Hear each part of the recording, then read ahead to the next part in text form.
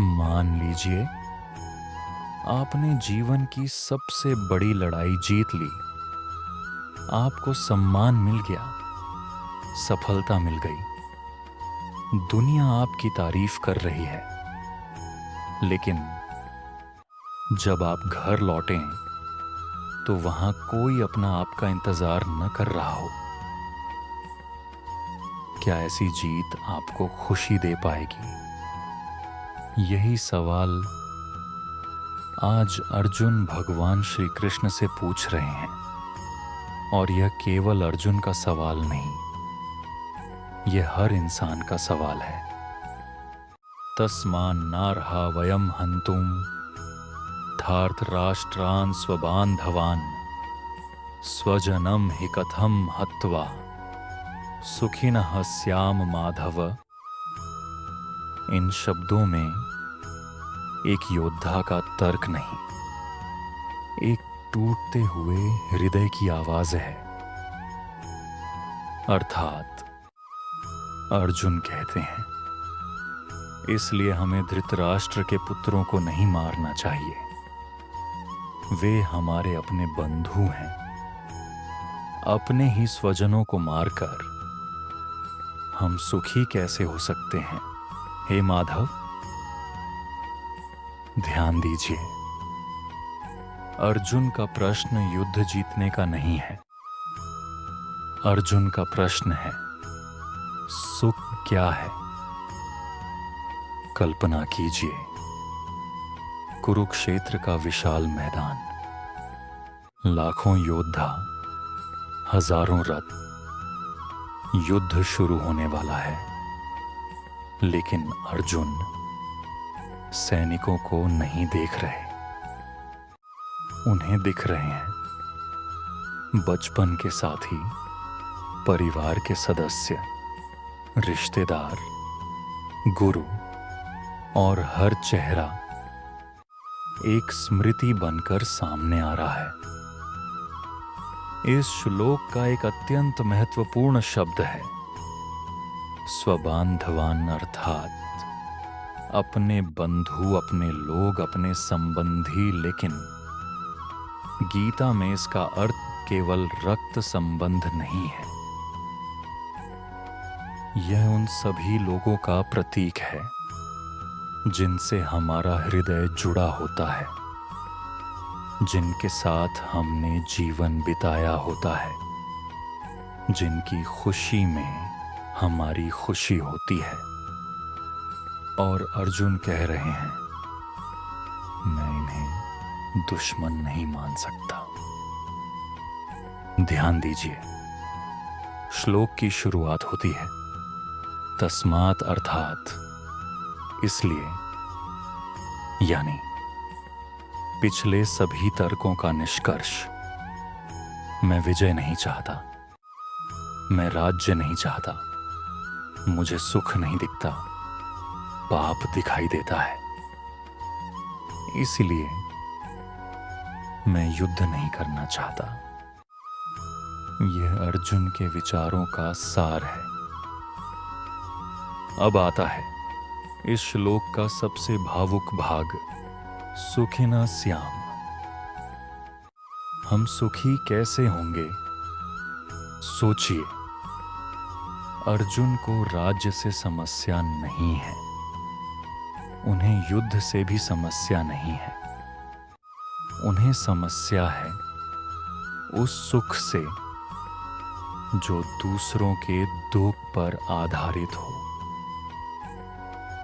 क्योंकि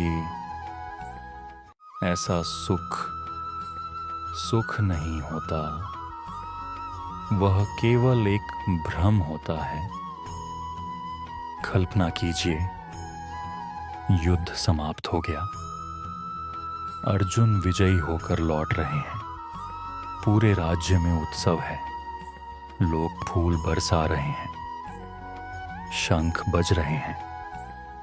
लेकिन अर्जुन घर पहुंचते हैं, दरवाजा खुलता है और वहां कुछ चेहरे नहीं हैं, कुछ आवाजें नहीं हैं, कुछ रिश्ते नहीं हैं, और उसी क्षण विजय का सारा आनंद गायब हो जाता है।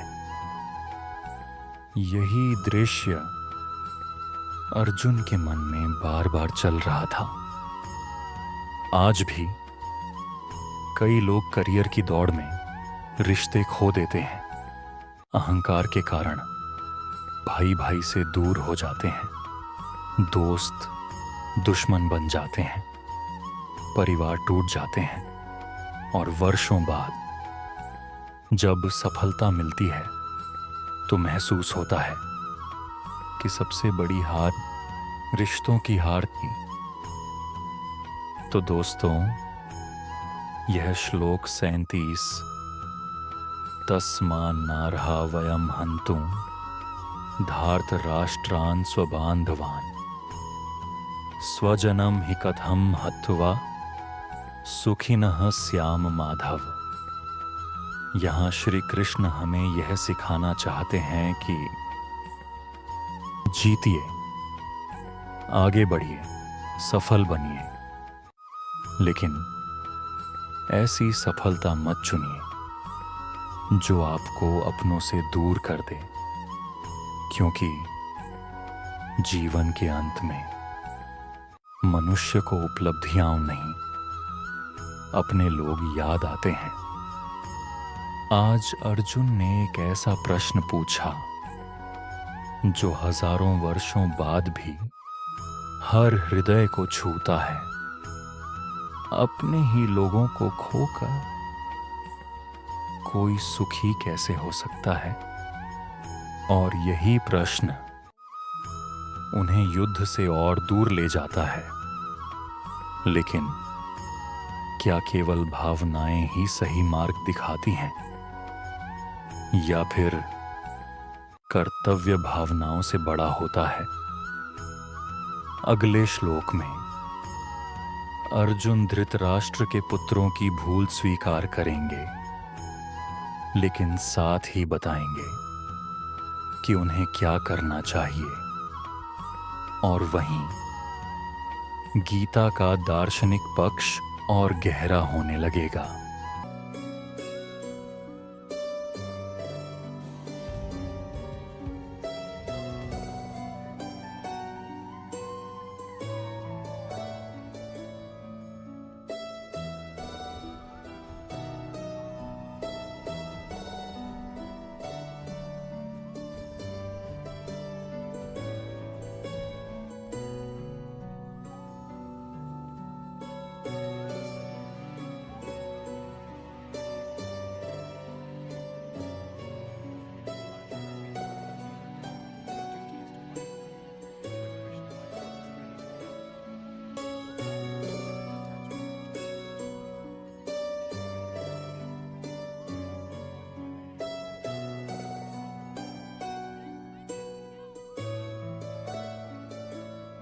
Behold, Arjuna, the armies of the world.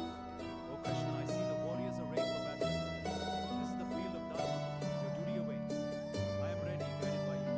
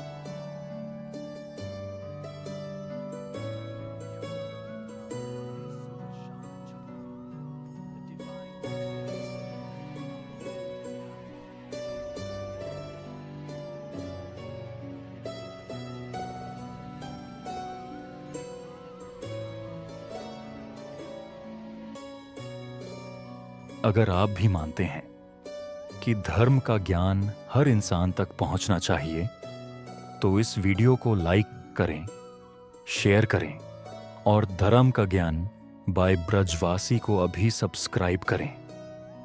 देखते हैं कितने लोग इस मिशन का हिस्सा बनते हैं।